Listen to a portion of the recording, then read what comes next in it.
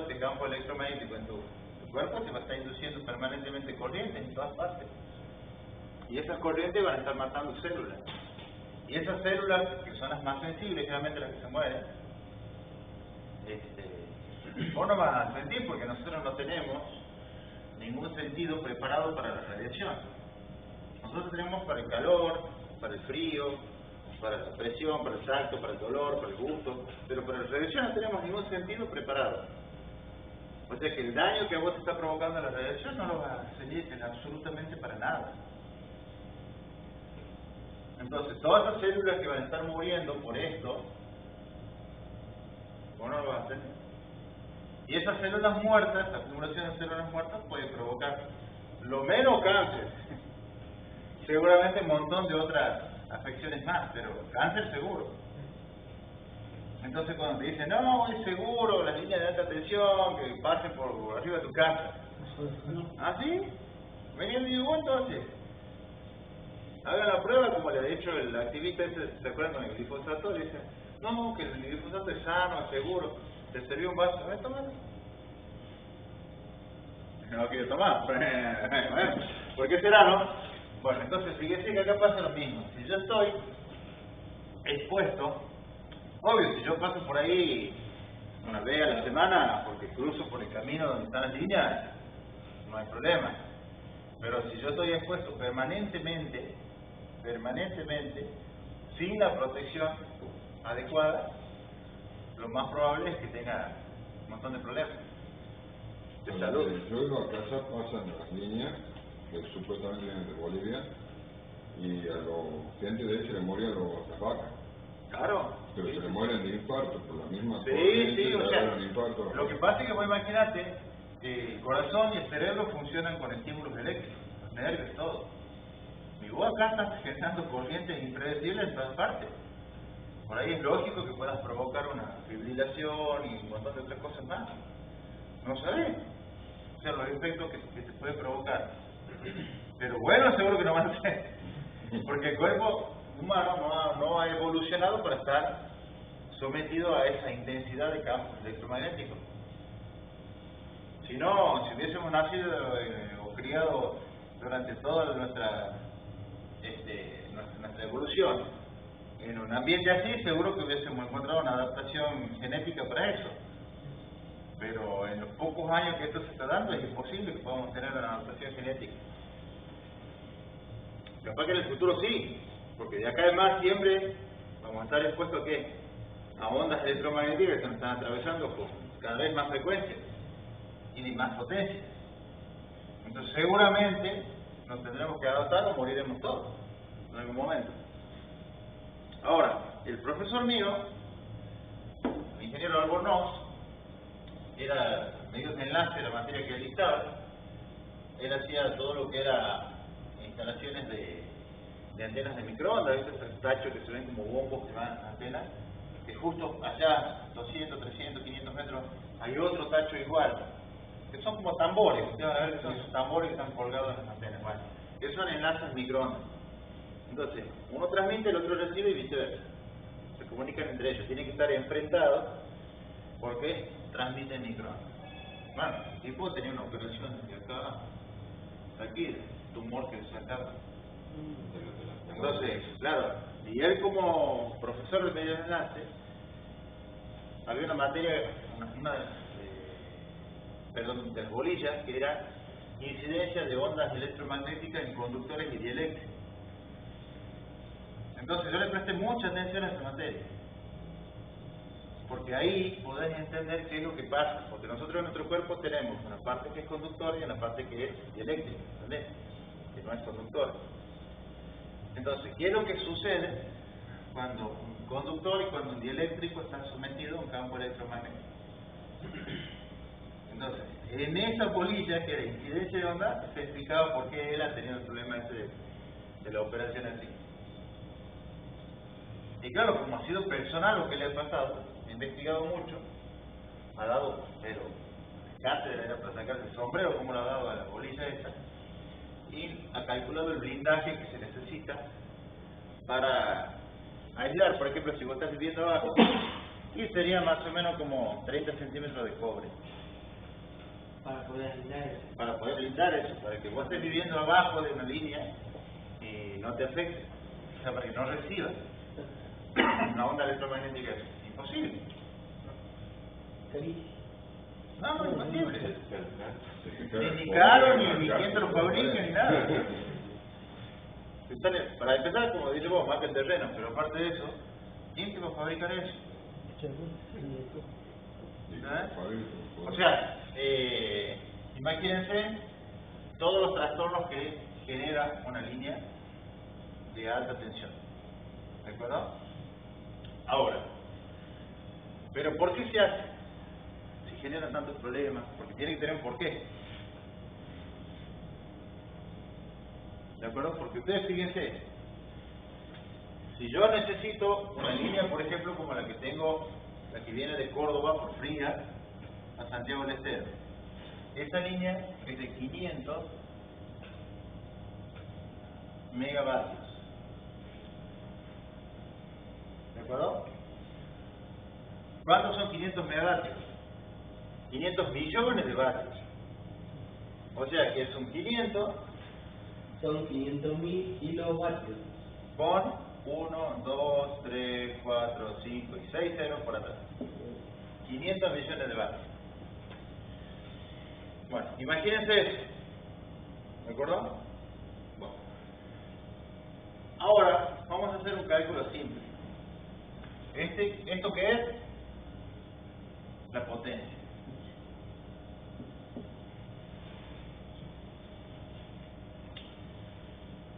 Vamos a calcular la corriente que yo necesitaría para transmitir esa potencia, por ejemplo, a 220 voltios. Entonces, ¿cómo era la potencia? ¿Se acuerdan? Sí. Producto bruto interno. Entonces, yo tengo la potencia, tengo la B, que es 220 voltios, y la I. Entonces, tapo acá. Peso, ¿no? P sobre B. Estamos haciendo así cálculo simple, nomás, no es difícil. Pero bueno, P sobre B. ¿Cuánto me daría? 500 millones sobre 220.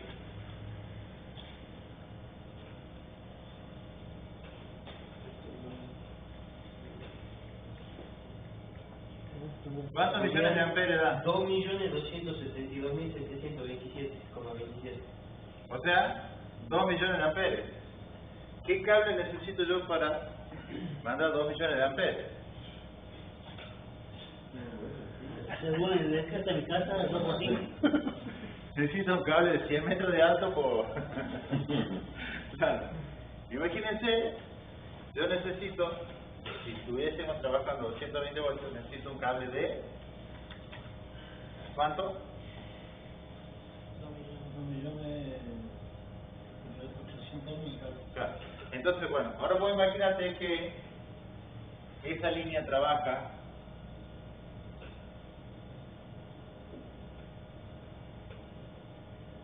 a 500.000 voltios. Esa es la tensión que tiene esa línea. 500 kilovoltios. Para transmitir 500 megavatios. Entonces ya está simple. Tacho 350, 350. ¿Cuántos amperes tengo? 5.000 amperes. Claro, ahora le damos un número manejable.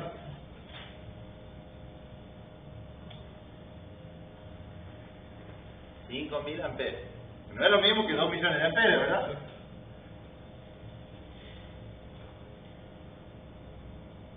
No entiendo, digamos, lo de tachar, perdí el...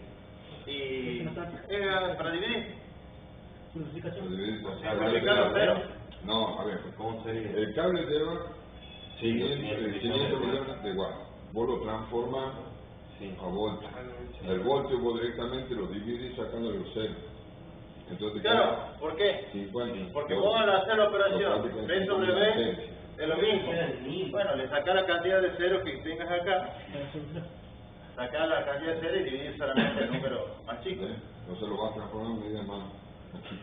Y en realidad fíjate que no es 5.000, sino que es 1.000. 1000. Entonces, 1.000 amperes ya lo puedo mandar por un cable de una sección chica. Si el loco acá no sé cuánto le manda la potencia que tiene, vamos a estar loco de la potencia. No subí. Ahí ¿cuánto le manda vos? Como 200 amperes le manda ahí por un cable. Imagínate que yo le por un cable de una sección, por decirte así, chica, la puedo mandar. Entonces por eso ven que los cables que van no son grandes cables, no, son cables de este tamaño, pero es para alimentar toda una provincia, loco. ¿Me acuerdo? Si no, ¿qué tendrías que hacer? Pasa un cable como el del oleoducto ese de Canadá, ese que de gigantesco, claro, no se podría. Físicamente sería imposible hacer la transmisión de esta cantidad de potencia, por un cable estándar, por un cable común. Entonces, no me queda otra para hacerlo físicamente posible que elevar la tensión. Y cuando más grande es la potencia que necesito transmitir, mayor va a ser la tensión que tengo que elevar para que sea rentable esa transmisión, para que sea posible esa transmisión. Entonces, no es que lo hacemos para complicarnos la vida, sino porque no hay otra alternativa. ¿Eso tiene sus riesgos? Sí, muchísimo. ¿Tiene mantenimiento? Sí, alto. No puede crecer una plantita abajo de eso. Ni pasto. No, fíjate que eso limpia. Eso está hasta un camino por donde están los...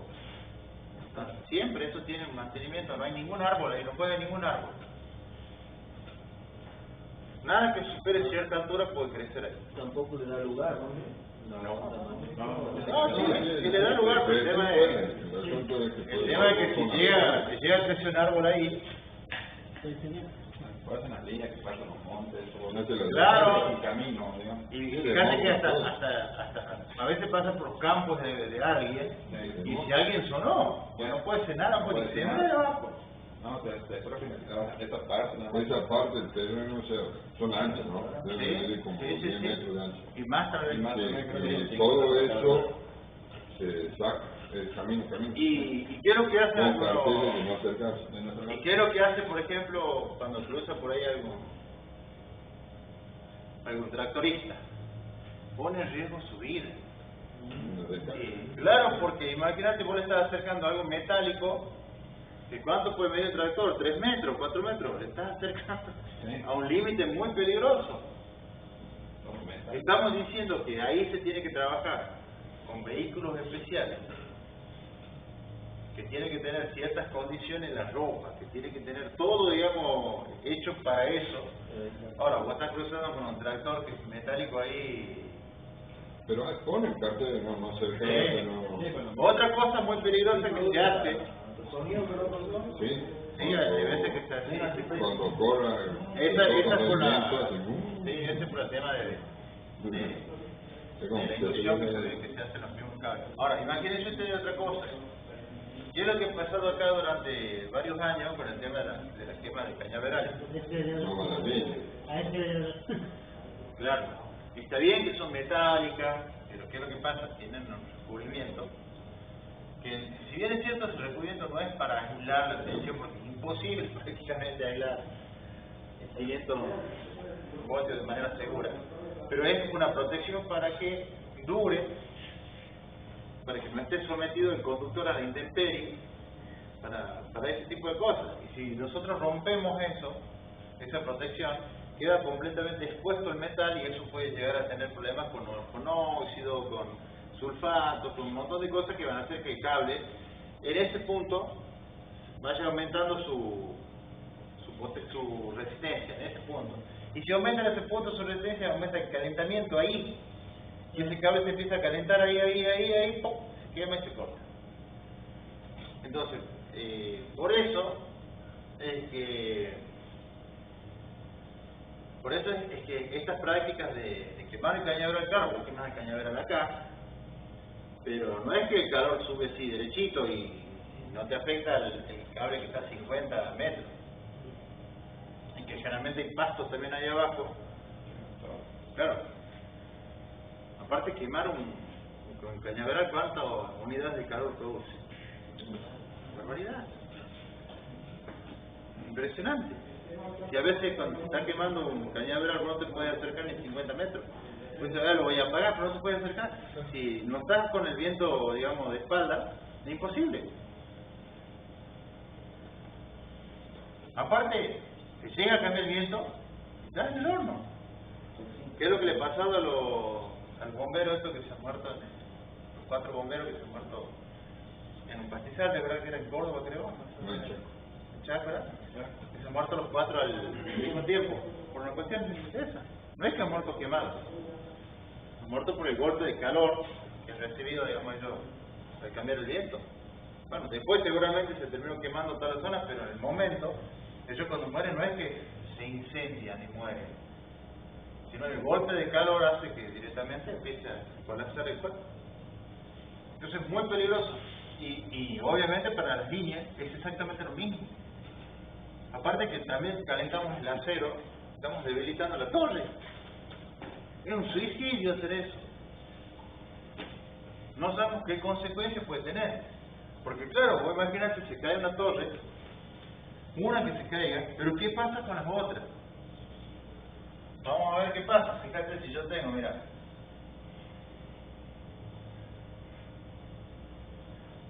Una torre que acá, el peso del cable lo está tirando. Supongamos que este cable pese, en la tirada esa que tiene, bueno, no es uno, encima son 3. Supongamos que pese una, no sé, 10 toneladas cada rollo. Entonces vos tenés 3. ¿De cuánto es el tirón que vas a tener? De 30 toneladas. O sea, es lo mismo que la escaña que te tiran. ¿Qué pasa si yo corto estos cables de acá? Acá está bien, está piola porque tenemos 30 y 30, ¿verdad? Está equilibrado.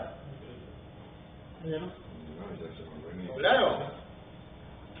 Va a pasar 40. Ahí está equilibrado, teníamos los 30 de un lado, los 30 del otro. Pero se corta. ¿Hay un efecto dominó? Claro. Por eso ustedes ven que cuando se corta, generalmente una línea, empiezan los cables, como dice bueno, los postes o apoyos, en efecto dominó. Bueno, obviamente, si ustedes han visto el tamaño de los muñecos, estos monstruos, estos gigantes, pueden resistir eso, mientras no esté el acero degradado. Si nosotros tenemos el acero en las condiciones que se ha fabricado para que resista esa tensión, no hay ningún problema. Está pensado para que se corte y se la banque, el bicho ese armado así gigantesco se la banca. Mientras el acero está en buenas condiciones. Ahora, ¿qué pasa si yo ese acero lo caliento? Cambio todas las propiedades del acero. El acero, para que sea acero, necesita, además de la composición química, un tratamiento térmico. A ver, si ustedes agarran un cuchillo, por ejemplo, y lo calientan al rojo, dejas un cuchillo. Pasa un pedazo de metal inservible porque no mantiene filo, se dobla. Y si lo calientan de más, pasa a ser algo frágil, lo golpean y se quiebra. Entonces tiene que tener un tratamiento térmico adecuado al acero, más allá de la composición química. Y esto lo tiene. Ahora, si yo lo caliento, puedo incluso llegar a fundir parte de los remaches y del fascio, de la soldadura. Por eso digo que es mi suicidio hacer un fuego ahí, porque yo no sé si esa torre sola va a caer o va a caer a otras más, porque generalmente hay varias torres en el mismo campo, y si se queman todas, puede terminar eso en una cosa tremenda. Aparte estamos hablando de tensiones con todas las altísimas. tensiones del momento. Bueno, en conciencia lo que después se hace, como ustedes, más allá del daño ecológico, de que se nos ensucia la ropa, de que tenemos que volver el tanque cada 2 minutos, bueno, todas esas cosas. Es lo mismo. El carbón también es cancerígeno, es uno de los principales elementos productores de cáncer. cuando ustedes fuman, el humo tiene partículas de carbono y es una de las cosas que provoca el cáncer de pulmón. Ahora, si ustedes van caminando por un incendio, bueno, nos respira una vez, ¿verdad? El humo, el carbón y todo lo demás. Pero si es una práctica cotidiana, como era antes, ¿te acordás? De que era todos los años durante todo el tiempo la zafra, la quema de cañaverales, la cantidad de carbón que hay en el aire, nosotros la vamos absorbiendo y nos va produciendo un montón de afecciones. De las más simples, como ser alergia, hasta las más complicadas, que pueden ser cáncer de pulmón. Entonces, por eso había una gran tasa de cáncer de pulmón acá en Tucumán, y la gente no sé, ¿por qué yo no fumo? ¿Ah, sí? Claro, pero vas caminando cerca de, o vivís en un pueblo donde estás rodeado de cañaverales, y haces cuenta que te fumó 40 paquetes de cigarrillos en una semana.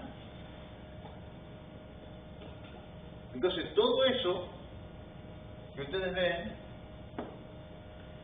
esas prácticas por ahí que no son buenas, causan, como ya lo hemos visto un montón de veces, estragos.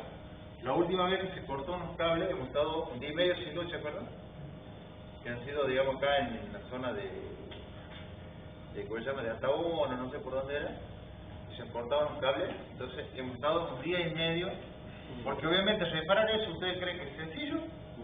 No. No es sencillo. O sea, yo no puedo ir a la casa y le dice, che, dame una torre. No puedo, Totalmente cable. Dame, claro. ¿Tenés cable de 70 milímetros para alta tensión? ¿Cuándo vas a traer? No puedo comprar la casa electricidad.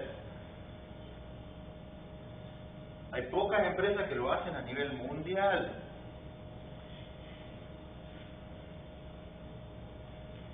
Son cables especiales. Son cables huecos.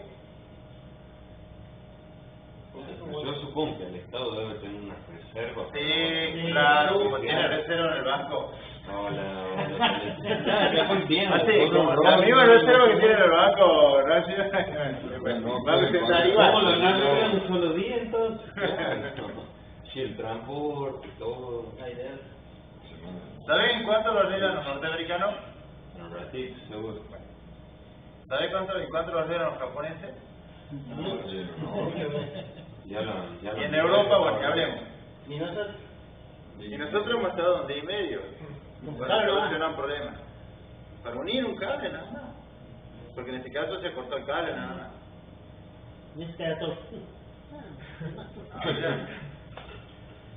Y encima, la gente que lo hizo fue una empresa extranjera, mejor. norteamericana. De nuevo, si no.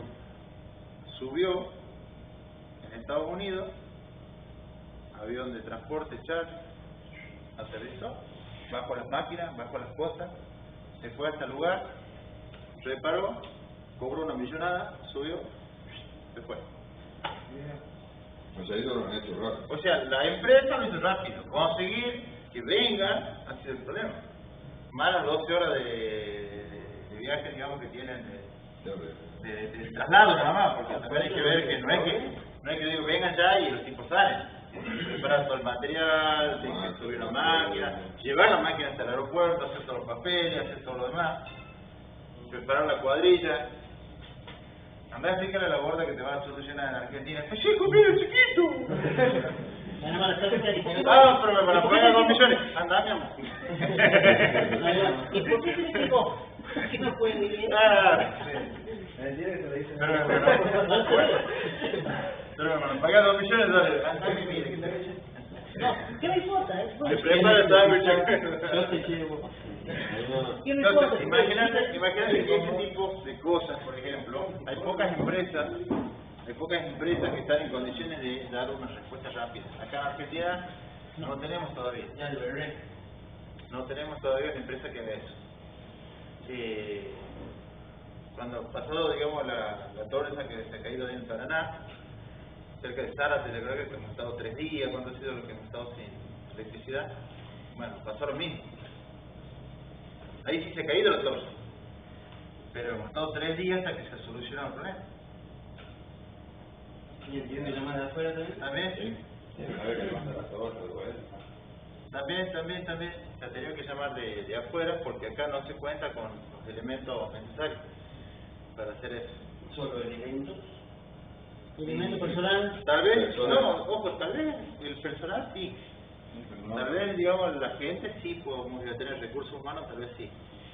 Pero no tenemos los recursos financieros para tener una cuadrilla especializada y un avión que se dedique a ir de provincia a provincia cuando suceda el problema de crisis y que solucione, que transporten todos los elementos como hacen los yanquis, que suben todo directamente a un avión. Bueno, para los yanquis comprar un avión, una empresa yanqui no es nada, digamos. Aparte, lo que tienen los yanquis tienen muchos rezagos militares. Por ahí pueden comprar un Hércules por 2 mangos y ya, no, en serio, te lo venden. ¿Lo ves? Venden tanque. Venden lo que vos quieras. Todos los rezagos militares, hasta los aviones y jet, también te venden. Vos puedes comprar un jet. Obviamente le sacan el sistema de armas, el radar y todo lo demás, pero te lo venden. No dejas para poner nada. Lo dejan para que huele, exactamente, a uso civil. Entonces, ellos tienen, digamos, la posibilidad de conseguir muchos rezagos militares. Entonces, la gran ventaja de que muchos de esos rezagos militares son elementos que pueden ser utilizados en este tipo de trabajo. Porque, a ver, cuando vos vas a establecer una base, un campamento en algún lado, o tal vez estás por invadir una ciudad, o sea, cuando se invade una ciudad, por ejemplo, como en este caso, están viendo el ejemplo de Kiev. ¿Qué ha pasado con Kiev? Está completamente destruida. Ucrania. Está completamente destruida. Entonces, si yo la quiero tomar, mínimamente tengo que poner electricidad para la gente, para los hospitales, para las cosas que yo quiero hacer funcionar la ciudad. Entonces, ¿quiénes van a poner eso?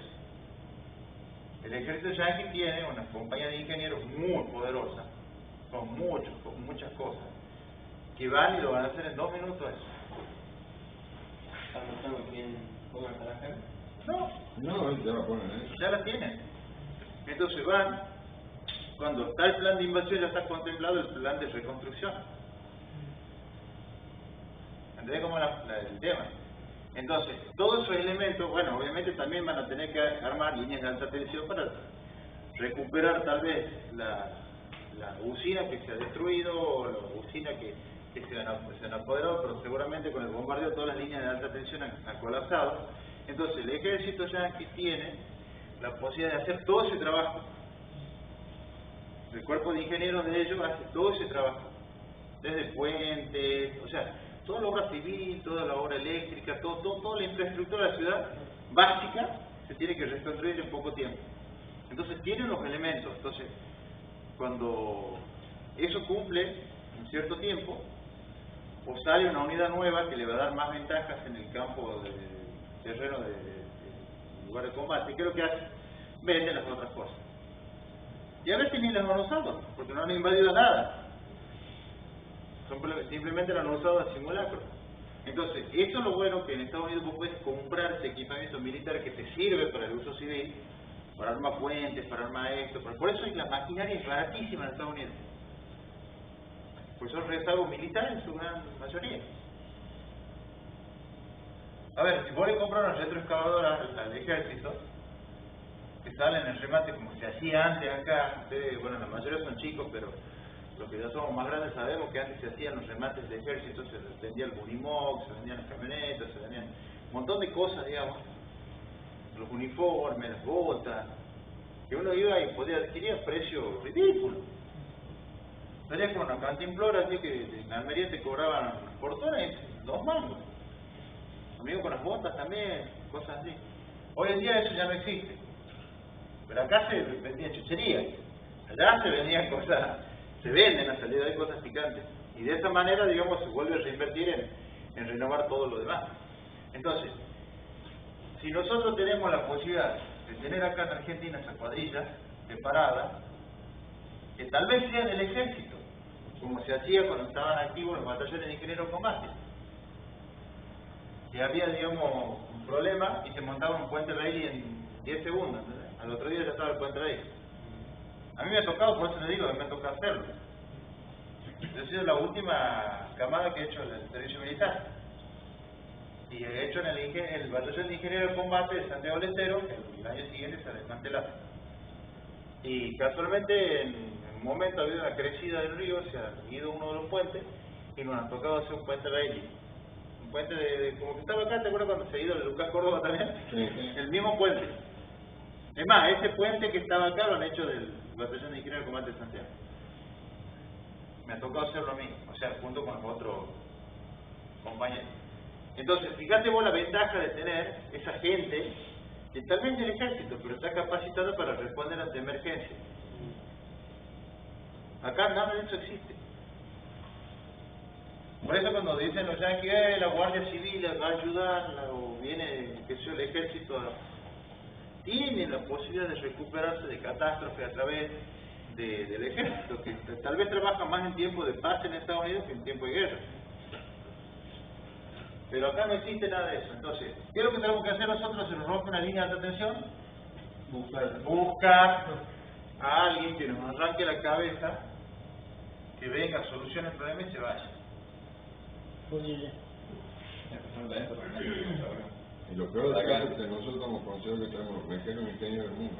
Claro, y lo más gracioso de todo es que seguramente si ese laburo ha salido 500 millones,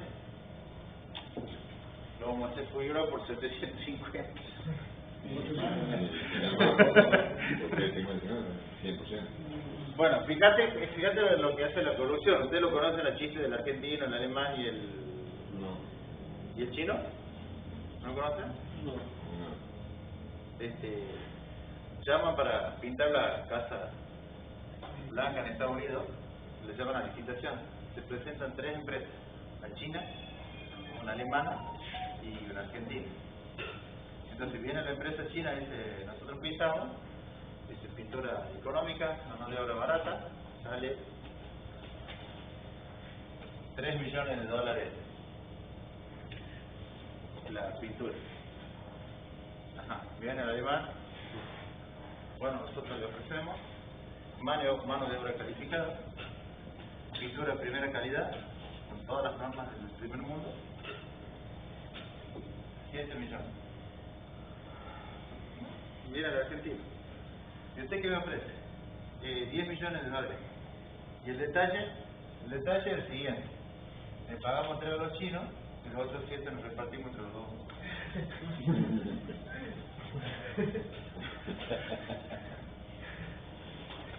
O sea, esto que están viendo acá es real, es gracioso, pero se hace. Ustedes saben que esto se hace. Hay empresas fantasma que contratan a empresas reales tercerizadas que hacen obras, se pagan lo que tiene que ser, pero el sobreprecio se lo reparten, digamos, entre el político que ha autorizado esto y el dueño de la empresa, que no existe, que no tiene una máquina. Como Austral Construcciones, ¿se acuerdan de esta de Baez? Claro, y otras cuantas más, porque, ojo, no es que hay solamente del lado de los peronistas, hay de todos los lados. O sea, ya es una costumbre digamos, de la clase política argentina hacer este tipo de negociados. Es un buen negocio, ¿no? Pero fíjate, eso es lo que nos pasa a nosotros cada vez que tenemos un problema y hay que resolverlo. Los costos se nos disparan. ¿Pero por qué se nos disparan los costos? Primero, porque no tenemos esta empresa. Si el Estado nuestro hubiese tenido una empresa como esta, sale 3 millones y nos ahorramos, digamos, un montón de plata. Lo hacemos nosotros, el trabajo. Supongo que los chinos, descontando las manos de obra, descontando los materiales, sacando las ganancias que ellos pueden haber tenido, este laburo capaz que era de $1,5 millones. Te lo están cobrando 3. Porque algo tienen que ganar. Si nosotros como Estado lo hacemos, nos sale $1,5 millones. No lo tenemos. Entonces tenemos que esperar a que venga una empresa y decimos: ¿qué empresa vamos a contratar la más idónea? No, la que se preste al juego de los 10 millones. O sea, eso es lo grave, que cuando vos llames a Estados Unidos no vas a llamar a la más honesta, Ahora que te va a dar solución por un precio, no, sino la que te conviene como político que te deje, vamos. Dicho, esta es mi oportunidad de volverme rico, y así lo hacen. En cada contratación que hay, es un desastre. Nos roban. Y nosotros que tenemos que seguir bancándonos el precio del kilowatt hora como si fuésemos que estamos, no sé, generando en vez de pepitas de oro en lugar de kilowatt, porque lo estamos haciendo con combustibles fósiles. O sea, es ridículo lo que nosotros nos toca vivir teniendo tantos recursos, teniendo tanta posibilidad de salir adelante, pero que por ahí la gente, como dicen ustedes, no le importa, no se mete o no sabe. Bueno, ahora fíjense, esto que está acá, para lograr esto que está acá, sí o sí, ¿qué es lo que tenemos que hacer? Elevar la tensión. Una vez que llega a la ciudad, nosotros ya estamos por alimentar la ciudad. Vamos a tener una subestación transformadora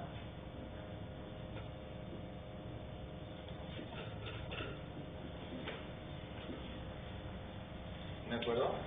Donde la subestación transformadora, como la Central Independencia, por ejemplo, va a reducir, bueno, también se le puede llamar estación transformadora, vamos a llamar estación transformadora porque somos para el fútbol, vamos a tener otra estación transformadora.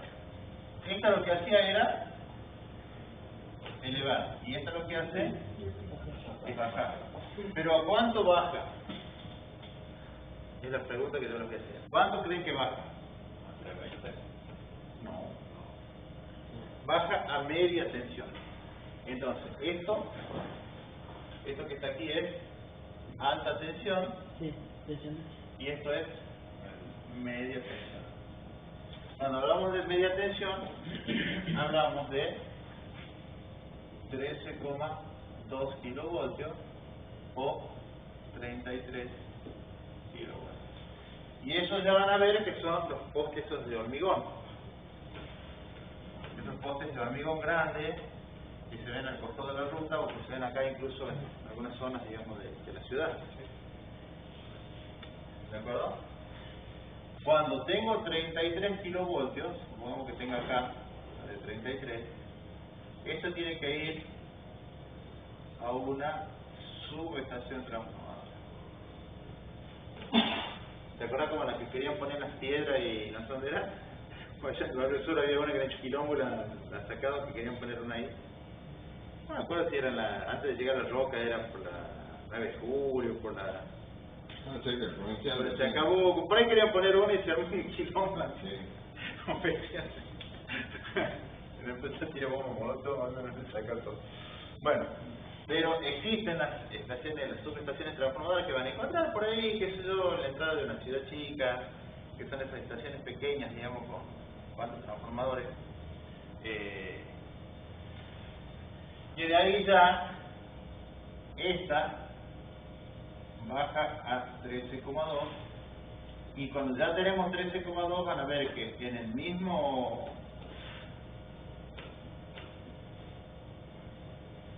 en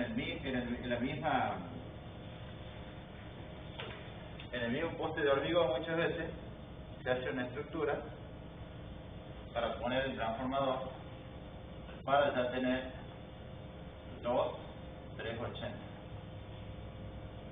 Bueno, si tenemos 380 entre líneas, ya sabemos que vamos a tener 220 con respecto a la referencia que tenemos. Y de acá, si viene de la estación transformadora ya directamente 13,2, ya puedo poner directamente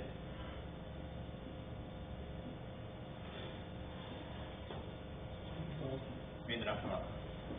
Y a partir de acá, ya me manejo con baja tensión. Ahora una pregunta. ¿Qué es lo que nos dijo Miguel ayer? Que aquí, en la entrada, hay un ¿qué? Un transformador, que no lo está usando el casino, pero sí el hotel, el complejo, digamos. Era para alimentar el complejo. Si nosotros tenemos un transformador, entonces ¿en cuánto creen que estamos recibiendo a la entrada? En 13,2. O sea que nosotros acá, en este complejo, tenemos una entrada que nos suministra 13,2 voltios y tenemos una pequeña subestación transformadora, que tal vez un solo transformador, pero bueno, cuenta como subestación transformadora, que reduce a una tensión normal, baja tensión, 380. ¿Verdad? ¿Cuándo se hace eso? Cuando se recibe en media tensión y cuando se recibe en baja tensión. Si nosotros tenemos, por ejemplo, un tallercito, bueno, si veremos en baja tensión, pero si tenemos una planta fabril, como Alpargatas, qué sé yo, como un ingenio, donde tenemos un gran consumo de energía eléctrica, va a ser prácticamente imposible que nos puedan suministrar la potencia que nosotros necesitamos en baja tensión. Seguramente vamos a tener que pedir media tensión y tener, como muchas veces pasa que ustedes van por la ruta y ven que en la entrada de esas plantas hay una estación transformadora. ¿De acuerdo? Que realmente hacen una torrecita así, como una cisterna de agua parece, y ahí ponen un transformador. Bueno, esa estación transformadora es en este caso exclusiva para acá. Pero puede haber estaciones transformadoras para un barrio, para un pueblo, para una ciudad. ¿De acuerdo? Una subestación transformadora puede existir para varias manzanas. O pueden directamente ponerse los transformadores ya sobre, si no es tanto el consumo que tiene la zona, los transformadores sobre el mismo poste. En el campo van a ver eso, por ejemplo, tacho naranja, eso que ven cuando hay pocas casas, digamos, en la zona. Bueno, los tachos naranja, esto directamente con precinto metálico en el poste, que se lo chorean en 2 minutos y ahí hermano lo desguazan. Bueno, broma, ¿no? Lo desguazan y sacan el cobre. Imagínense que sale 500 pesos el kilo de cobre y ese puede llegar a tener 50 kilos, 30 kilos.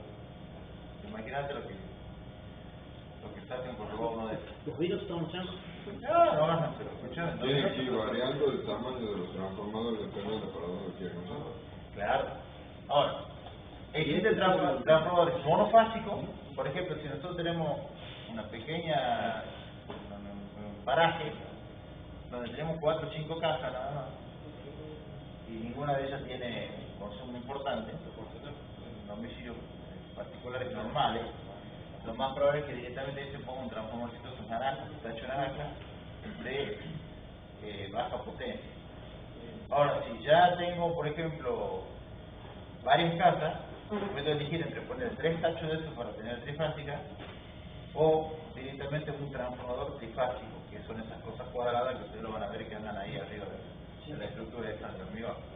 Y estos, por ejemplo, son daños igual que los anteriores. Y ya menos, pero igual, de todos modos, tengan en cuenta que si ustedes tienen 13.200 voltios, ¿qué es lo que sucede ahí? Hay un campo electromagnético igual presente. En la esquina de mi casa pasa algo subterráneo. Sí, Claro. De 132. Sí. Y por eso decía que era un medio lento lo de Trasnoa, que estuvieron 2 semanas para arreglar eso, se estaba viendo justo encima de los cables. Y ellos contaban que si, por ejemplo, la máquina les pegaba el cable en un radio de 15 metros a la vuelta no quedaba nadie. Sí, Por la situación que va a ser. Ahora, ustedes fíjense, que bueno, ya se está tratando de evitar todo lo que son instalaciones o líneas de transmisión aérea. Está haciendo todo subterráneo. Y la ventaja de tener una instalación subterránea es de que por lo menos el campo magnético está un poco más contenido. Si tiene la aislación que por norma tiene que tener, si tiene la película metálica que tiene que tener, la malla metálica, el pasolado metálico que se le hace, bueno, es mucho más seguro que la línea aérea. Pero hasta que terminen de hacer todo eso, vamos a tener que seguir conviviendo con las instalaciones aéreas. Esto, pregunta al principio, supongo que lo de alta tensión quiera llevar subterráneo, no sé si existe o no. Sí, sí, sí, eso es lo que está diciendo él. Pero lo de alta, ¿no es cierto? No, alta no. A eso luego, eso tendría, para poder llevar los subterráneos, tendrían que hacer tipo cueva, donde pase por el medio, con una elevación de casi 100 metros. Exacto, sí, no sería, en alta tensión no. Y ahí En no media sí. sería nada. Claro, en media sí.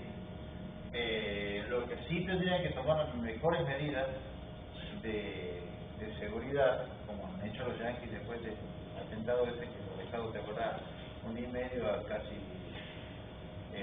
medio país sin electricidad porque fue un atentado, digamos, terrorista. Después de eso ellos han tomado medidas de proteger los niños. O sea, ¿qué quiere decir eso? Antes todo el mundo tenía acceso a los niños. O sea, por más que esté en el campo de fulano tal, o entraba al campo, muchas veces los campos no están custodiados ni nada, te metías y te parabas abajo de la línea, había vaya que viene la línea. Ah, mira cómo se hace la torre, o sea, tenías acceso. Luego del atentado ese que han tenido, que no sé cuántos millones de dólares que hay que perder, estando 10 y medio, se han puesto dinamitado varias bombas, varias torres al mismo tiempo para que caigan estratégicamente, o sea, no es una cuestión del azar. Ahora se hace estratégico para provocar el mayor daño posible. A partir de ese momento ellos han decidido implementar medidas de seguridad muy rigurosas con respecto al cuidado de las líneas. Entonces, está cuidado con la frontera más o menos. Entonces, todas esas líneas tienen patrullas, tienen vigilancia, tienen cámaras de seguridad, tienen helicópteros para tener respuestas rápidas. Porque lo que ellos han perdido en 1 día y medio sin producción, imagínate lo que pierde Estados Unidos en 1 día y medio, millones de dólares que pierden en 1 día y medio sin producción. O sea, es un país que produce mucho a diferencia de nosotros. Muchísimo. O sea, el gasto de reparar líneas no es nada comparado al gasto digamos, lo que se quiere producir. Entonces, con lo que se invierte hoy en día, pero escúchame, o sea, está recontra pagado, digamos, bien pagado la inversión que ellos tienen ahora en cuidar esas líneas. Y es lo que se tendría que hacer en un país dentro de todo serio. Pero ellos van aprendiendo sus errores, ellos dicen, ahora ¿quién va a atentar una línea? Bueno, ya está, le ha pasado. Aparte, fíjate el colapso que puede llegar a provocar, que es lo que nosotros hemos hablado. Han intentado de saqueo, y estamos hablando de Estados Unidos, imagínate acá. Ya hay una torre. Acá de 10 minutos que se tiró ya debe que pido los torres quemando, ¿está qué? No hay alarma. A devorar con un camión con chanchos. Pero Los mato a los chanchos. parece que le encuentro entonces, cuando ya nosotros llegamos a nuestra línea de transmisión, o sea, de baja tensión, ya sabemos que podemos directamente alimentar con esto una vivienda, un comercio y todo lo demás. Bueno, acá en el complejo sabemos que tenemos una de estas y una de estas. Pero ¿por qué motivo hemos dejado de utilizar esta aquí en el complejo? ¿Costo? Primero el costo y segundo, es lo que le explicó Miguel, por una mala ingeniería. Porque en el lugar donde han puesto el transformador y después han querido hacer la toma tierra. Es como que vos quieras hacer una casa del techo para arriba, ¿no? Es difícil, ¿verdad? Primero tenés que hacer las bases para sostener el techo. Bueno, ellos han puesto el transformador y nunca han hecho la jaula que se tiene que hacer en el subsuelo, abajo del piso, donde esas obras se les cubre después con hormigón y salen los bornes para que tengan la toma tierra ahí. Tiene que ser aparte la toma tierra normalizada, no es que yo voy y digo, hago una jaula como se me antoje a mí. No, tiene todo un estudio. Hay empresas que se dedican únicamente a eso, a hacer toma tierra. Imagínense que es algo que no es que se hace así, que no importa. Tiene que haber todo un cálculo, toda una ingeniería, solamente para la toma tierra. Entonces han hecho mal la toma tierra. Entonces, plan B, han hecho la toma tierra perimetral y la han unido a la de toma tierra de seguridad con la toma tierra de transformador y empezaron los kilómetros. O sea, un problema de planificación seguramente. Bueno, pero eso de quien ha construido el complejo, no es de la persona que está explotando el casino, ni el hotel, ni nada, sino de... Sí, es también que el transformador es que no era para el casino. Era para las dos cosas, en realidad. Era uno para el hotel y uno para el hotel. Claro, lo que han hecho mal cuando enseñó todo lo del casino y no prever que iban a necesitar el transformador para ellos solos. Claro. Ahí armar las aulas. Claro, exactamente. O sea, hay un problema, digamos, de ingeniería ahí. Entonces, al ver ese problema, han intentado una solución B, que es el plan B, que ha sido más perjudicial que beneficioso. Entonces, directamente se decidió dejar de usar esa línea de media tensión y trabajar con directamente entradas de baja. Con todos los problemas que eso requiere, ¿no? Porque imagínense, si ustedes tienen una línea de baja tensión, lo más probable es que tengan muchas limitaciones en potencia, a diferencia de las medias, que puedo tener mucha más potencia. Entonces, ahí está el tema. El caño es más fino, ¿eh? Entonces, ¿qué pasa? Voy a recibir menos caudal de energía. Y eso es lo que estuvo sucediendo prácticamente en todas las provincias, ¿no? No es solamente un problema de acá. Ahora, imagínense que ustedes, bueno, ya tienen la línea de media tensión. Como acá en este caso, en ninguno de los casinos se usa, no nos vamos a centrar en esto y vamos a empezar con esto de acá. ¿De acuerdo? De acá para acá, porque es lo que nosotros tenemos que ver, porque es lo que hay. Ahora, parece que se usa esto en los casinos, bueno, sí, le daremos bola a eso, pero en este caso no tiene sentido que lo veamos, porque no es algo que vamos a aplicar. Bueno, ahora sí, ya tenemos acá la entrada de baja tensión, y fíjense a qué lugar llegamos. ¿Qué es lo primero que encuentra la línea de alta tensión cuando está entrando a nuestra propiedad? Medidor. El medidor. ¿De acuerdo? Obviamente tiene que ser un medidor que está en una caja normalizada, que tiene que tener un caño, si que tiene caño normalizado, que tiene que tener los cables normalizados, que tiene que tener las llaves normalizadas. ¿Y qué tipo de llaves son las que llevan?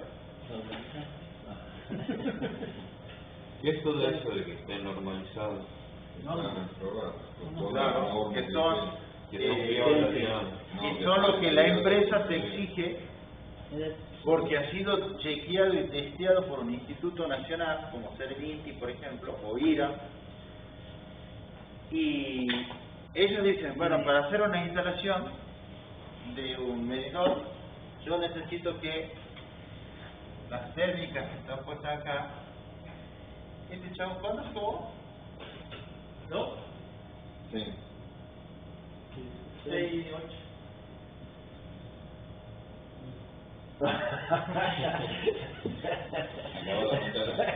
A veces se le cuento, 9, 8, señor. 6, 8, va a tener 7. Asumimos poquito. Bueno, ahí va. Imagínense, ustedes tienen acá las llaves térmicas, y ustedes van a ver que son 3 llaves, pero unidas, ¿verdad? Que actúan como una sola. ¿Por qué es así? Porque son 3 llaves que, cuando existe un problema en una sola de las partes, ya por cuestión de seguridad, cortan automáticamente el otro también. O sea que son llaves, en este caso, tripolares.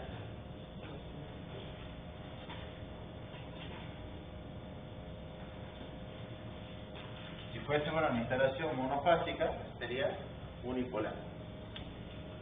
¿De acuerdo? En este caso, como es trifásica, son tripolares. ¿Por qué no digo trifásica? Porque si hablo de una tetrapolar, también estoy hablando de una trifásica. ¿Cuál es la diferencia? Que en esta, además de las 3 fases, pasa el neutro. Y esa no es la que yo tengo que utilizar en un medidor. Tengo que usar una tripolar porque el neutro va directo.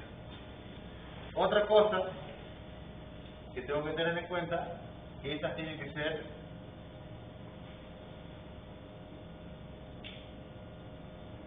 curvas C. ¿De acuerdo? Curvas ¿Qué significa C. eso?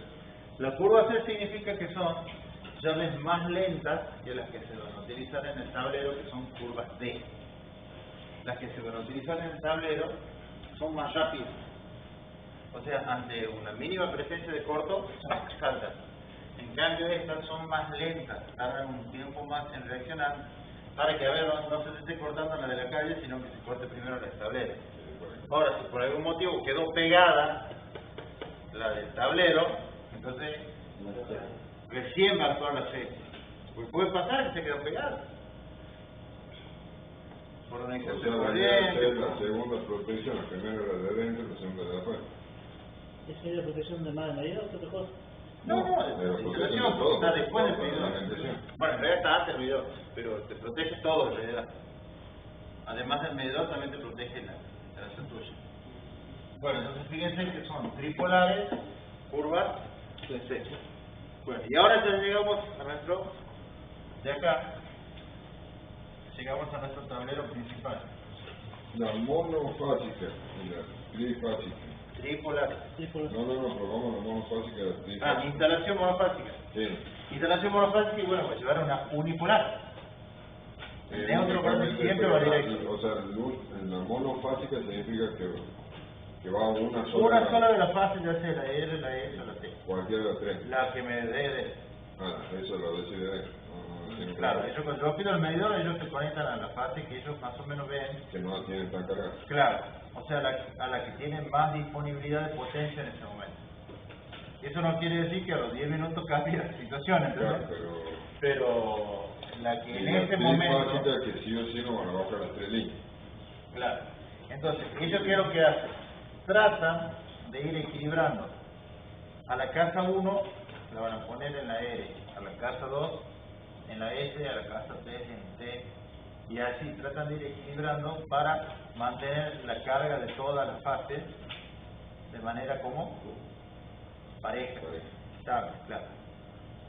La Eso palabra no quiere correcta, decir que el día de mañana hagan el Claro. auto de la casa 1 y se mete 25 aire y cagó la línea. claro,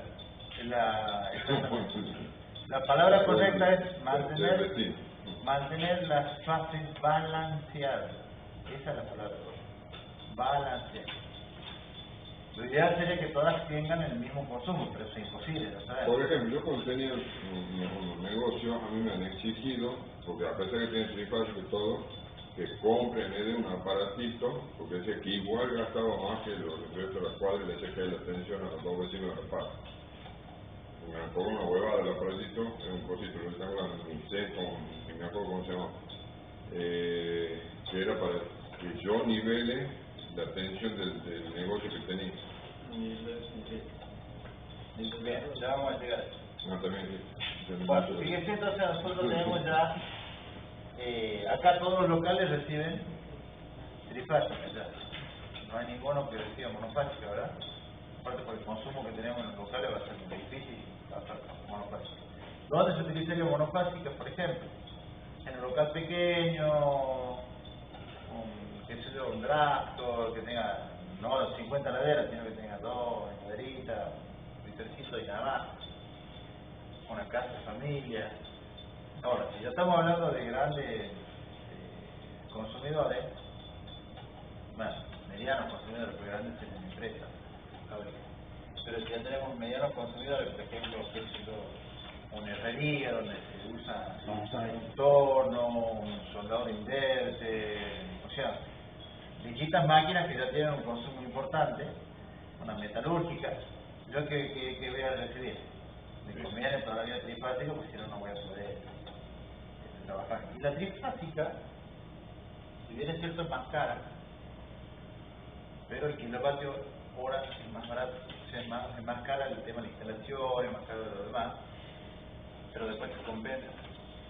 Aparte por el rendimiento de las máquinas trifásicas es superior al de las monofásicas. ¿Qué quiere decir eso? Que por el mismo consumo yo mejoro la eficiencia de una máquina trifásica que el que tenga una monofásica. Un motor trifásico tiene mayor rendimiento que un motor monofásico. Rendimiento estamos hablando. ¿Qué quiere decir? Para lograr la misma potencia consumo menos energía. Es más eficiente, aprovecha mejor la energía que toma de la red. Y eso se nota, digamos, a la hora de pagar. Ahí en el cual, en mi casa, hay una carpintería y hay luz trifásica ahí. Y una vez un ventilador y el fuego empezó a girar fuerte y se quedó.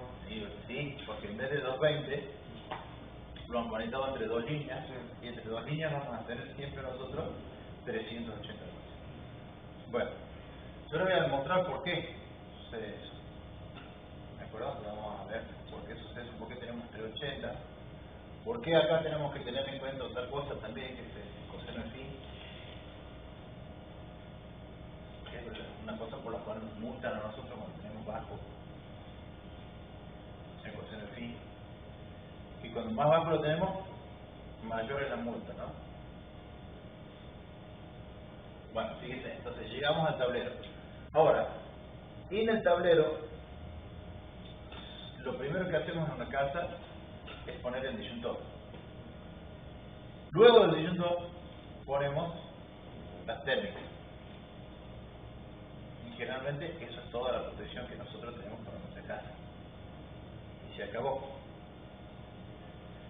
Muy pocos electricistas les van a decir, che, pero ¿por qué no ponemos un protector de tensión?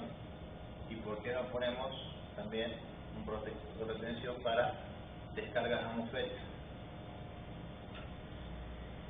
Porque la mayoría no sabe de lo que estamos hablando. Porque como digo, los electricistas muchas veces aprenden de oficio, viendo cómo trabaja otro electricista, que también ha visto cómo trabaja otro y aprendió de ahí.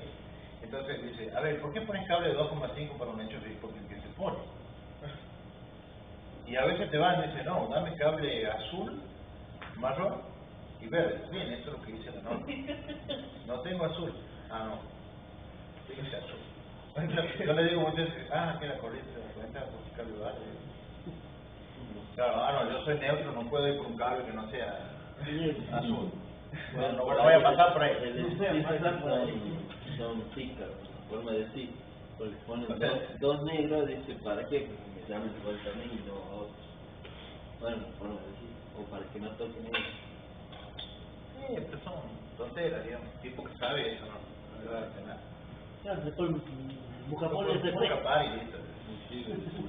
Entonces, imagínate que si nosotros hacemos eso, de no saber por qué se tiene que usar un cable de cierta sección, ya estamos en problemas.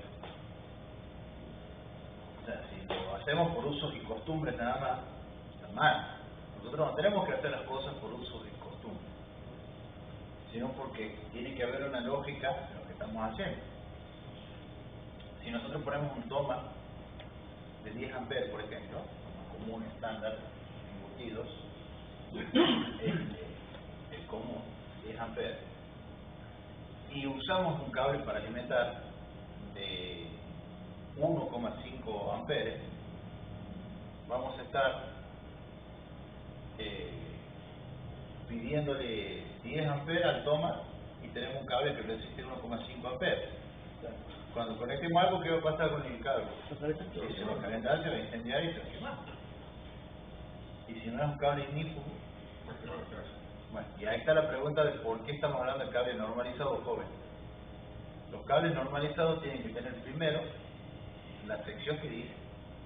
Si dice sección 2,5, tiene que ser 2,5 y tiene que estar medida y calculada. Y de ahí viene el otro electricista, visto que es más esotérico, dice, no, pero yo he visto que el cable que vos me estás vendiendo tiene pocas hebras, entonces no es bueno. El que me vende aquel otro tiene más hebras, que es mejor.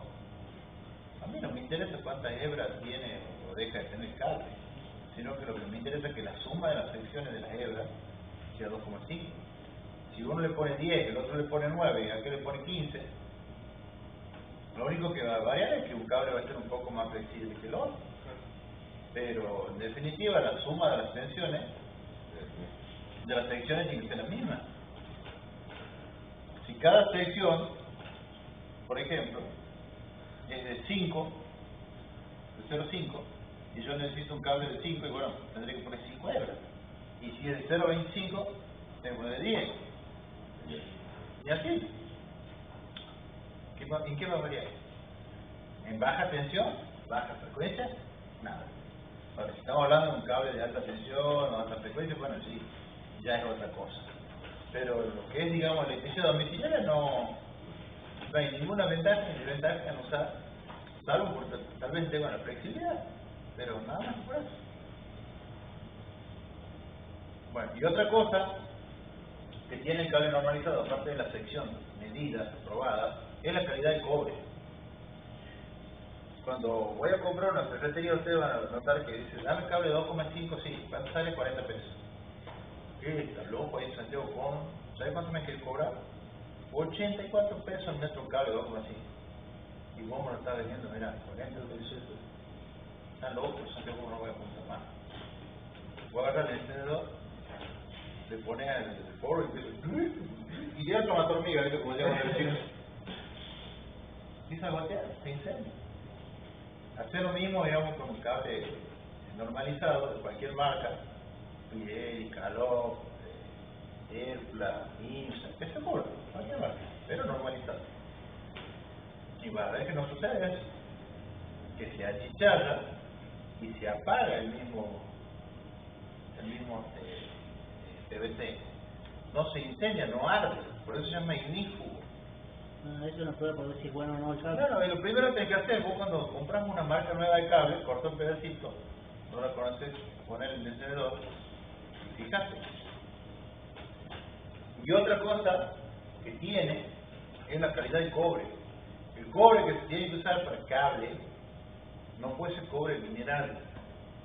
Entonces cuando hablan por ahí un montón de veces me hagan pegar, he visto los ecologistas, sí, que la mega minería que sacan cobre y cobre para usarlo, dice, para tal cosa. Pero no, la mega minería no saca cobre, pero no para usarlo en cable. El cable que se utiliza se obtiene a través de sales. Se usa el proceso de electrólisis, o sea, el cobre que se obtiene para electricidad, el cobre electrolítico. ¿Por qué se usa ese? Porque es el cobre con mayor pureza que se puede conseguir. El cobre 100% puro. Ahora, el cobre mineral siempre tiene azufre, esta cosa, aquella otra, y no se pueden separar. Ya están aliados, están mezclados. No lo podemos separar. No es un cobre 100%. Sí, yo quiero hacer, bueno, qué sé yo, una paila para preparar los pralinés, perfecto. Me viene al pelo ese. Tiene su uso, ¿no? Claro, tiene su uso. Yo quiero hacer, qué sé yo, un adorno de cobre, o quiero hacer bronce, para la plaquita ahí que me muera, listo. Lo hago con eso. Mezclo con estaño, está, cobre. Pero bronce, pero si necesito, digamos, un cobre que conduzca bien la electricidad, tiene que ser máxima pureza. Y la máxima pureza se obtiene solamente de una manera, que es a través de la electrólisis. Entonces, el cobre que se utiliza para los cables normalizados es electrolítico. Mucho más caro que el cobre mineral. Porque yo consumo una gran cantidad de electricidad para producir eso. Ahora, el cobre que se utiliza tal vez para un cable común puede ser un cobre mineral. Me lo venden. Porque no, como no está normalizado, como lo producen digamos, clandestinamente y lo meten por contrabando generalmente al país, este cable es un peligro. Primero, seguramente no cumple, al no cumplir ninguna norma, ya seguramente no es ignífugo. Segundo, posta que no tiene la sección. Y si la tuviese, no tiene la calidad del material. O sea que lo mismo va a tener muchas pérdidas de cable. Entonces ahí en este caso, cuando estamos hablando de instalaciones eléctricas, no podemos ahorrar, no podemos escatimar saliendo de la norma. Siempre y cuando tengamos dos empresas que nos vendan cobre, cables de cobre normalizados y uno esté más barato que el otro, bueno, compramos eso, pero tiene que ser normalizado. ¿De acuerdo? Con las térmicas, lo mismo. Con el caño, también. Con el caño, directamente, si no tengo la caja, el caño y todo lo demás, las térmicas, no me aprueban, me dicen, no, cambie eso y recién vamos a poner un medidor. O sea, no es que te lo van a poner el medidor, no te lo ponen directamente. Si no cumple las especificaciones, porque muchas veces, ¿qué pasa? Un caño, para un pilar, por ejemplo, sale con la caja y todo lo demás completo, debe salir como 15.000 pesos aproximadamente. Entonces, ¿qué dice la gente? Ah, bueno, tengo un caño galvanizado que usaba antes para que yo lo tengo ahí en el fondo. Entonces agarran ese caño galvanizado, que está polenta, brilloso, hermoso, divino, y lo ponen. Entonces viene el tipo y dice, no, este no es caño de nadie. Se tachan. Cambia. Pero no es que lo hace, porque quiere favorecerle al tipo que fabrica el caño y que vende. No, porque ese caño tiene una norma que dice que tiene que tener una doble dirección, por dentro y por fuera, para evitar toda clase de accidentes. Ahora, vos imagínate si no tuviese la doble dirección. Y de repente, como venían antes, porque antes no tenían la doble dirección, y de repente, que si uno entra un ratón por la pipeta, no es pipeta, pero estamos en pipeta, en la curva de baquelita que está arriba, se mete un ratón, a mi bichito me muerde el cable, choca contra el caño, y veo yo feliz, contento, me apoyo en los medios, un montón de veces. Entonces, ¿por qué tiene que ser un caño normalizado? Por una cuestión de seguridad. Y está normalizado porque se ha hecho una investigación de cómo tiene que ser la construcción de ese caño para evitar ese problema. ¿Yo puedo poner cualquier caño? No. Tiene que tener una resistencia mecánica y tiene que tener una resistencia eléctrica determinada. ¿Por qué la resistencia mecánica? Porque cuando nosotros armamos un pilar y hacemos la tirada del cable, ¿quién está tironeando a toda esa columna que tenemos ahí? Eso es el cable. Y si no tiene resistencia mecánica, ¿qué va a pasar? Va a caer arriba de la cabeza de un vecino, va a matar a alguien, va a pasar justo, ¿viste? Como en de la moto ahí en destino final, y ¿a quién le van a hacer juicio? Al dueño de casa, porque ha puesto algo que no es normalizado, y también a la empresa por haber autorizado esa instalación. Entonces, imagínense que, pero bueno, eso no es lo grave en realidad, lo grave es que se perdió una vida humana.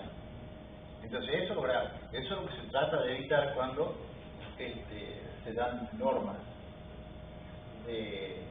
Bueno, cada provincia va a tener seguramente, cada provincia va a tener su normativa, ¿no? Pero todas son más o menos similares y apuntan a lo mismo. Capaz que va a haber diferencias en algunas cositas, pero todos apuntan a lo mismo.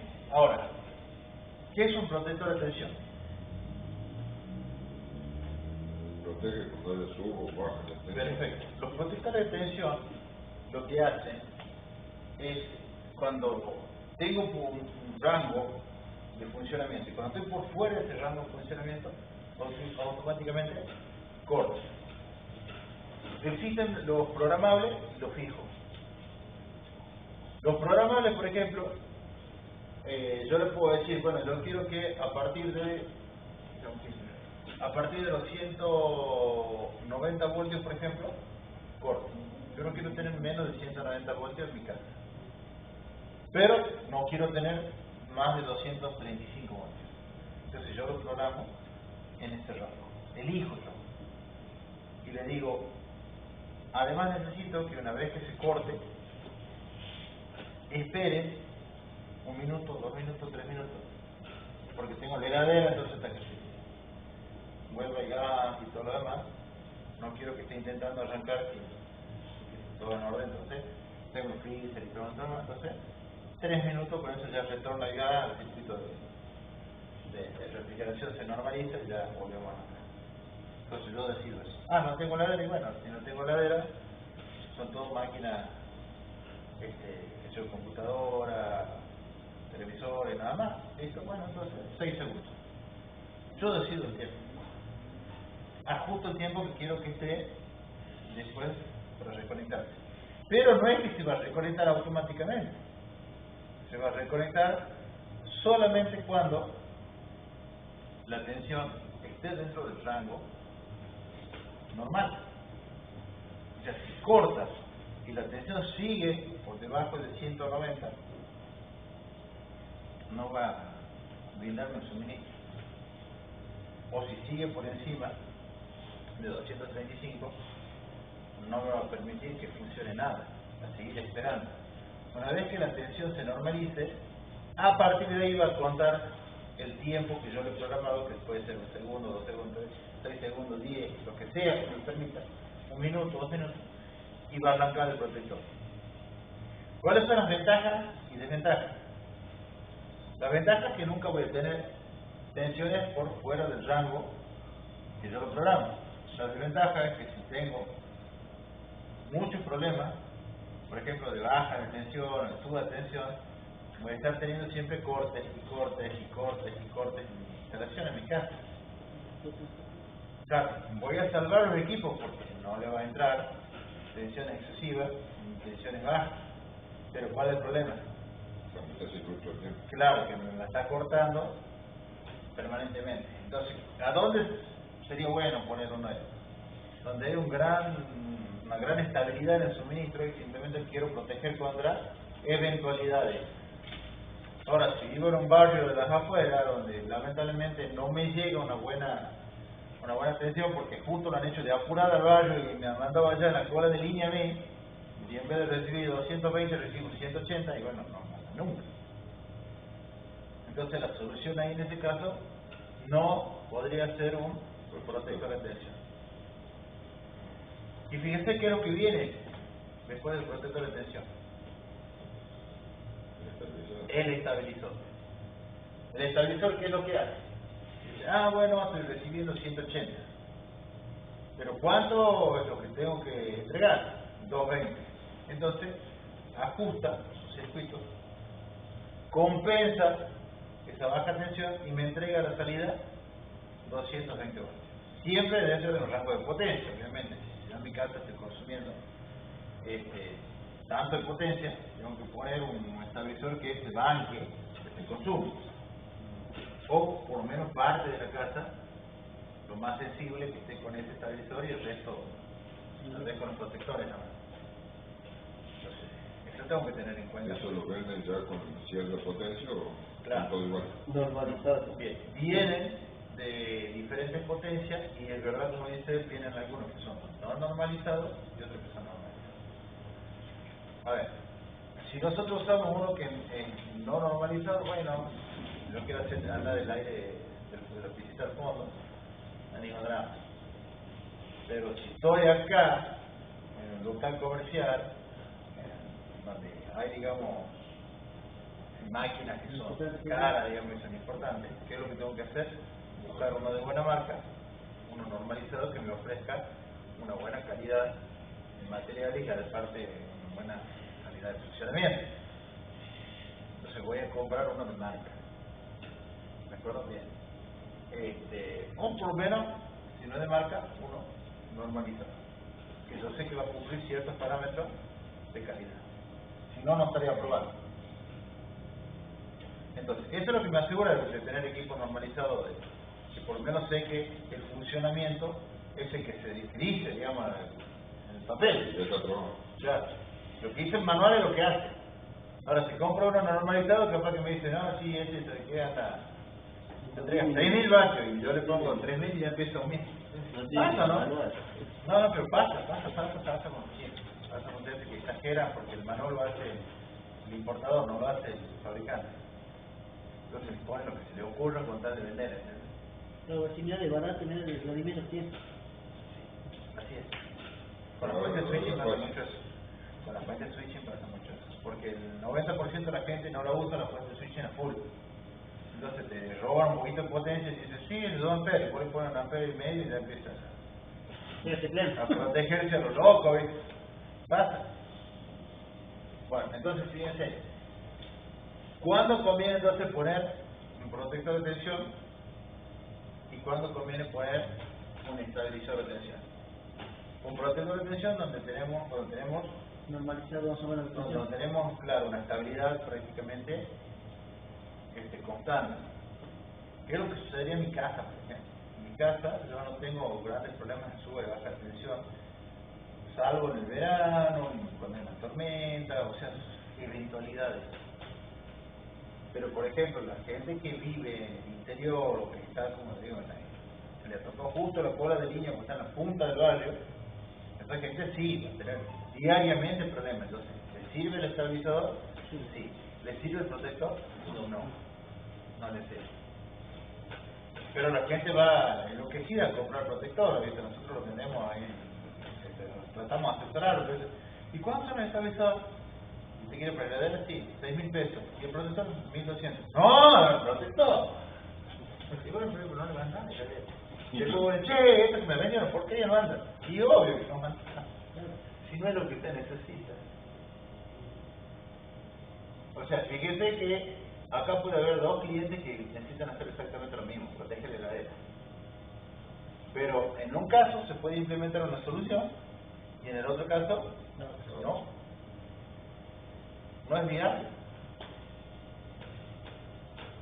Fíjense que a usted también le va a pasar exactamente lo mismo. Cuando tenga que ver una instalación tiene que analizar un montón de cosas. Y bueno, y el tercer caso, ¿cuál es? Ya la protección extrema, digamos. Estamos hablando de la UPS, ¿verdad? Sí. Bien. ¿Qué pasa cuando nosotros tenemos una UPS? En el momento que se nos corta el suministro, automáticamente empieza a trabajar con quién.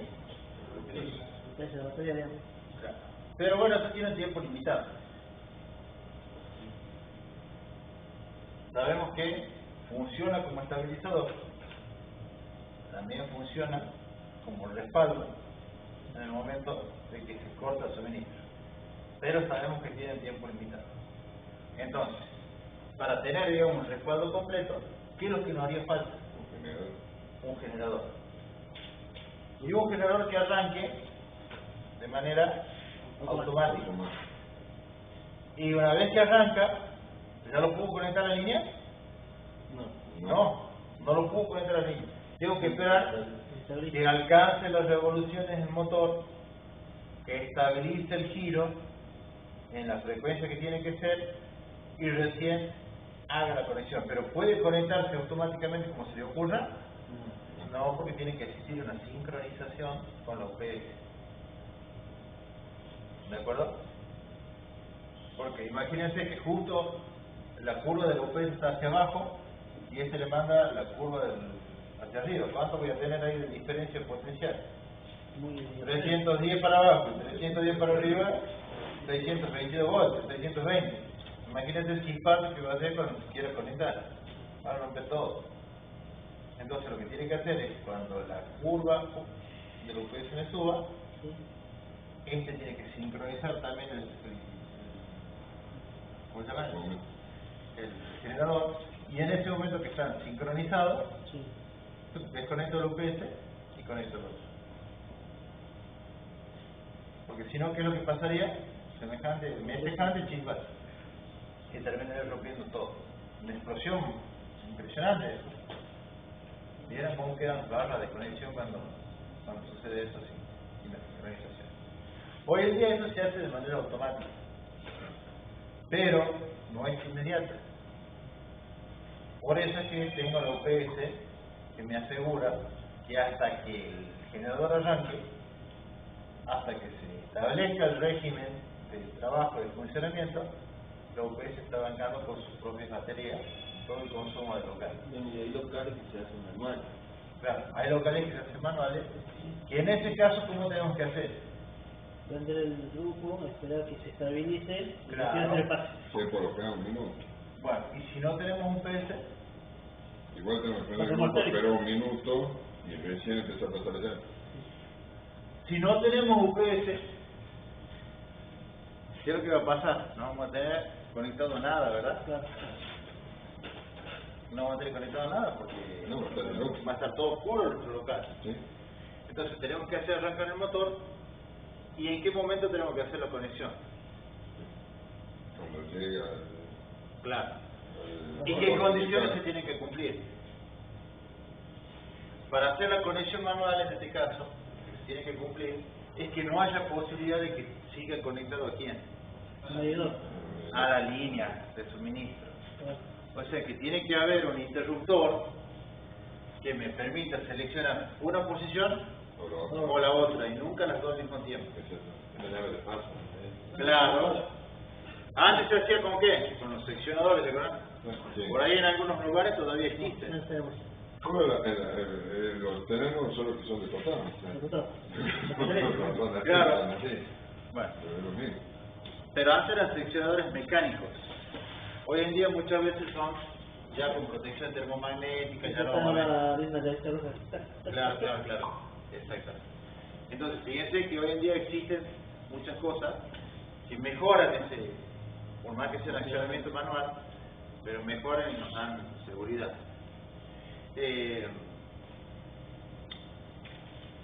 La mayoría de los grupos que vienen hoy en día vienen como automáticos estabilizados. O sea, vos vas aumentando lo que es el consumo o bajando el consumo y el grupo, que es lo que está haciendo, ajusta la potencia para tratar de mantener. Pero tengan en cuenta que el grupo es lento en responder.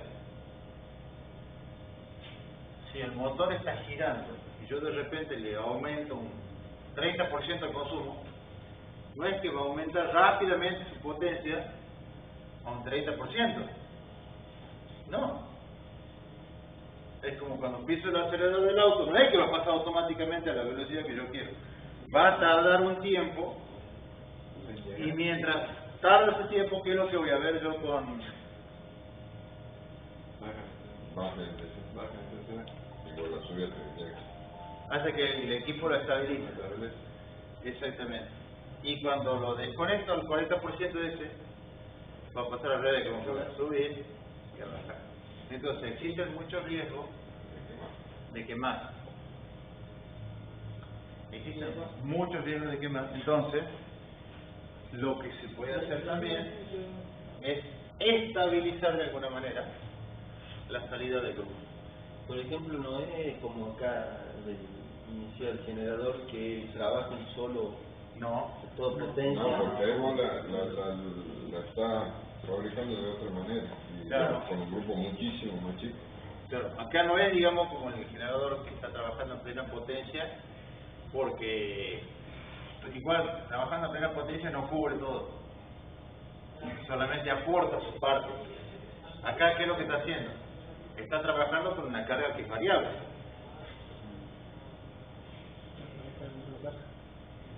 Es como la fuente, pero mucho Claro, más justo grande. venía la tía de allá, que está en la máquina 7 y le pegó el bombazo y se enciende toda la luz de la máquina que está, y bueno, aumentó el consumo de esa máquina. Entonces, ¿qué pasa? Aumentó el consumo de esa máquina y el grupo tiene que responder, pero de demora. Entonces, fíjese que ahí es donde empiezan las complicaciones, ahí es donde empiezan los problemas, porque la mayoría de los grupos, ¿cuál es el problema que tienen? ¿Son lentos? Son lentos.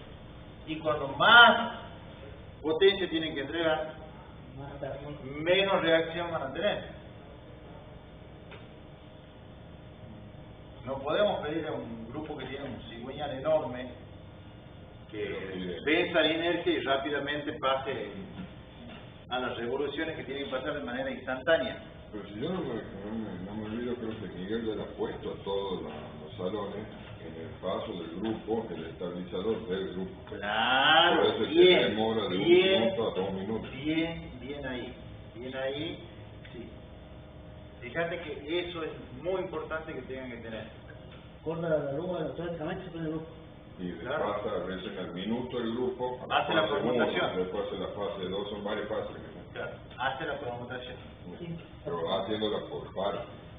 Bueno, fíjate que eso es importante, porque si yo paso todo de golpe, Nos matamos al grupo. claro, o sea, si yo lo paso de cero, No te mata el grupo. si yo lo paso de 0 a 100, Administración. si yo lo paso de 0 a 100, ¿qué es lo que va a pasar? Tengo cero consumo, porque está dando en vacío el grupo ya estabilizado, y de repente le meto toda la carga de golpe.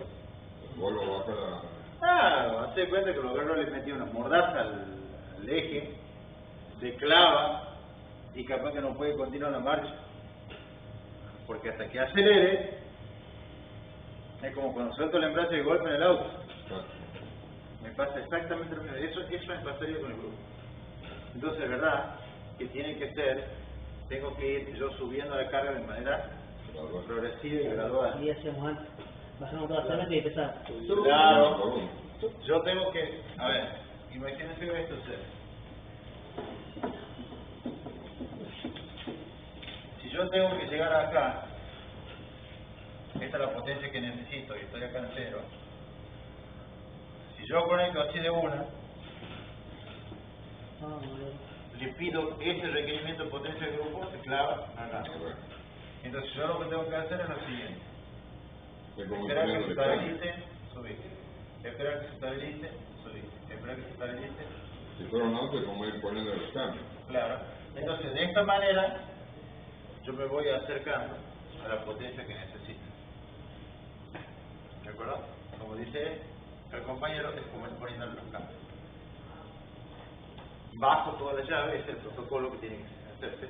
Bajo toda la llave y voy conectando de a una.